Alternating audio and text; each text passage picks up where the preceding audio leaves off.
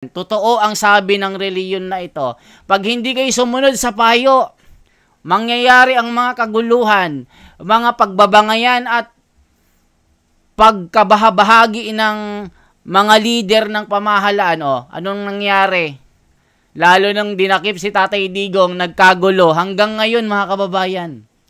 Kaya itong PDP na ito, habang papalapit yung araw ng eleksyon,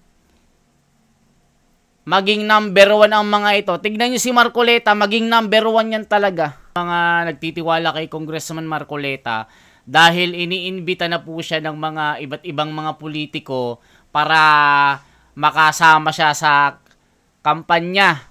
Tignan nyo po si Chavit Singson. Siya na mismo ang tumawag kay Congressman Marcoleta para sa isang meeting na pangangampanya. Kita nyo po, mga kababayan.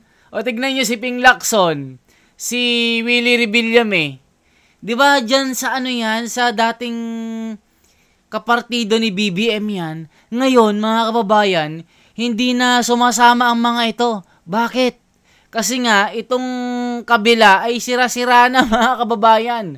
Pababa yung kanilang rating. Tignan nyo po. Di ba 14% na lang yung amo nila? Si Sara Duterte, ang taas ang kanyang rating, mga kababayan. Siyempre, ang nangyari kay Tatay Digong, napakalaking impact niyan sa pag-angat ni BP Sara. Siyempre, yung simpatya ng mga kababayan natin, yung Pangulo natin, dinala doon sa ibang bansa para litisin at nagkaroon ng mga sarit-saring mga issue na may paglabag na nakita dito. 'Di ba nagkakaroon din ng ng hearing diyan sa Senado, kapatid ni Pangulong Bongbong Marcos na si Senador Amy Marcos, tinablay niya yung kapatid niya. Tignan niyo, mga kababayan, nagkakaroon po ng mga disbalanse ng mga pangyayari. Nagkakawatak-watak na sila. Yung ibang kapartido ni BBM hindi na sumasama. Camille Villar, wala na din. Hindi na din daw umano sumasama. Ping Lacson, ayan, kasama na ni Congressman Marcoleta. Diba, ang daming umuusig kay Congressman Marcoleta dahil sa kanyang reliyon. Kita nyo, mga kababayan, binabanatan siya dahil sa kanyang reliyon. Ngayon, nakita ng taong bayan. Di kalibre pala itong taong ito. Tignan nyo, pagkasama si Congressman Marcoleta, napakaraming tao, mga kababayan. Alam nyo si Jimmy Bondoc, isa ring abogado ito. Alam nyo ang sabi niya, kahit di na ako manalo lang si Congressman Marcoleta. Kasi nakikitaan din kasi itong si Congressman Marcoleta ng talagang matinik talaga ito. Magaling talaga ito. Ganyan yung mga politiko, dapat humble lang. Malay nyo si Jimmy Bondoc, meron din naman ipagyayabang na pinag-aralan, nakakaintindi rin naman ng batas. 'Di ba, mga kababayan? O kita nyo yung ibang mga vlogger. Nung kasi simula po ng mga pangangampanya, ang tinitira nila si Congressman Marcoleta. Ang dami nilang binabatong mga issue. Drug lord daw, illegal logging daw, sangkot daw sa mga krimen. Tapos yung anak daw niya, ganito, loko-loko daw, ang dami, jablo daw, 'di ba? Yung reliyon daw niya ay sangkot sa mga gawain na masasama. Isipin niyo, mga kababayan, nakikita kasi ng taong bayan ngayon, mga kababayan, na lahat ng mga binabato kay Congressman Marcoleta ay pawang mga kasinungalingan. 'Di ba ang daming vlogger na ganyan na mga sumisira sa karangalan ni Congressman Marcoleta dahil sa kanyang reliyon binabatikos siya. 'Di ba merong naganap na rally ng National Peace Rally ng malaking reliyon. Tapos nagsalita lang si Congressman Marcoleta, ang dami na nilang binatong mga issue. Bakit daw nagsalita ito? Ibig sabihin, ang rally na yan ay isang political daw na rally. Hindi naman talaga peace rally daw, kundi politika daw.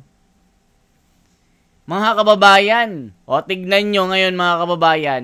Congressman Marcoleta, pagka yung PDP, umaangat na rin mga kababayan. Kasi nakikita nga ng taong bayan na talagang nandito yung katwiran. Sabi nga sa Biblia huwag nyong baluktutin ang katwiran. Ang katwiran ay katwiran. Hindi pwedeng maliin. Hindi pwedeng yung tama mamaliin mo. O tignan nyo. Yung nangyari sa kanila. 'Di ba yung mga Pariseo na mga magagaling di umano sa batas. Anong nangyari sa kanila? Bumagsak yung mga rating nila. At tignan nyo, wala silang makukuhang boto sa isang kilalang reliyon na solido yung pormahan at katatagan. At talagang pagka nagkaisa na, takot na ang mga ito.